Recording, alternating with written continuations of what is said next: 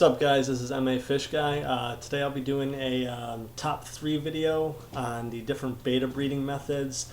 I was going to do a top 5, but the other 2 were just kind of like slight alterations of the different methods. So I will be doing a top 3, but I will be splitting it into 3 different videos so this video doesn't drag out for 15 minutes. And that way you can just kind of check them out separately.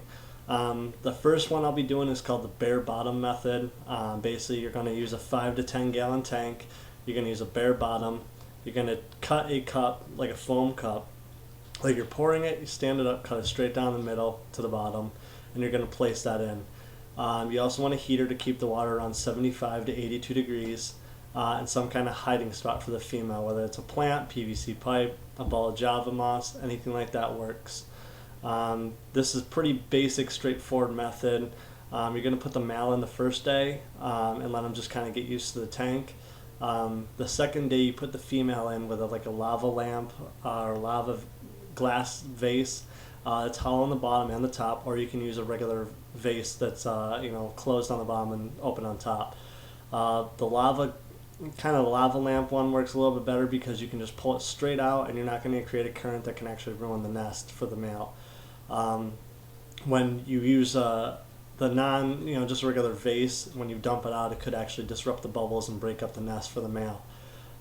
With this, you're gonna stop feeding them after you put them in the tank, because if you do feed them, they kind of create egg eaters a little bit. And after that, what you're going to do is, after you introduce the female, you just kind of let nature take its course. The best way to tell if a female is ready is she will have vertical bars going up and down, usually between 3 to 5. If she has horizontal bars going across her, then she's definitely not ready to breed. And another way, if you can't see any bars, like if you have a white female, if the head is faced lower than the tail, and kind of like a slant, like she's swimming, that's the best way to tell, because then she's receptive to the male for the breeding. With some males, you just have to give them time. They don't always build nests right away. But the point of this bare bottom tank is that when it becomes dirty, it's easier to clean and it's easier for the male to kind of get the eggs off. And even when when they fall from pick them up. The breeding takes usually an hour or 2. What happens, the female swim over to the nest and sit underneath it. Usually, they'll do it themselves, or the male will kind of lure them over in an S wiggle and displaying the fins and kind of bring them over to the nest. If the female is impressed by the nest, then she'll kind of sit underneath it. Do be careful, because I have had some females actually sit there and destroy the nest if they're not apparently happy about it. And then after that, what's going to happen is the male is going to wrap around the female and kind of squeeze the eggs out of her, which is going to leave the female in like a paralyzed state.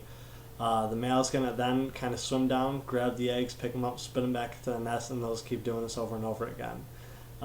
Usually about 2 to 3 dozen times, some more, some less. You're going to get about 80 to 120 eggs, depending on the size of your female. If you're doing live foods and frozen foods, you're going to get the best quality out of them. After about 2 days, the eggs will hatch, sometimes a day, depending on how hot you keep your aquarium water. I usually keep mine around 78. But once they hatch, you can keep the male in there for a couple of days until they become free swimming, but as soon as he does, you want to take him out. And as soon as the breeding's done, take the female out. That way the male doesn't beat on her.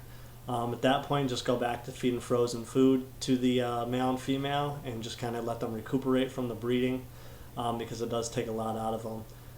With the babies, you can either grow them out in that 5 to 10 gallon tank, or you can move them to a 55 gallon drum or tank or anything like that and let them grow out. Usually doing water changes every couple of days is the best way to create the healthiest, and feeding them a couple of times a day. The next video, part 2, is going to be on the tie way. It's more of an oriental way of breeding.